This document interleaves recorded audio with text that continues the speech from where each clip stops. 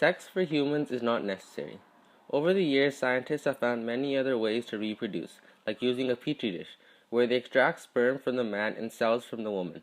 They fertilize it for 2 to 6 days, then put it back into the woman's womb. Scientists are even saying that kids might be born in fake wombs in the years to come. The most common complication is miscarriage. Around 10 to 20% of pregnancies end in miscarriage, and of that 10 to 20%, 80% of them happen before 12 weeks. The advantages of not having sex but still reproducing are: if you are past the age of reproduction, you can still reproduce using vitro fertilization. If the woman has a damaged fallopian tube, they can still get pregnant. My overall message is that sex is not the way to go. There are other and safer ways to reproduce.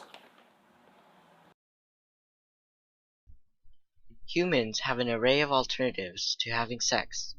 When a person wants to reproduce without having sex, they can do things medically.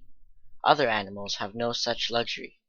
Although it is possible to reproduce animals with in vitro fertilization, it is not a viable alternative to sex. Animals that reproduce asexually, like sea stars, can obviously survive without a partner and sex. However, animals that don't reproduce asexually need to be able to have sex freely to reproduce. If they stopped having sex and their reproduction depended solely on human interaction, many species would go extinct. For example, a rabbit can give birth about once a month. Each time they can have anywhere from 4 to 10 offspring, depending on the breed. It's impossible to keep up with this pace of reproduction, not even including the other species on the planet. Letting animals mate freely and choosing when to reproduce also allows them to give birth at more optimal times.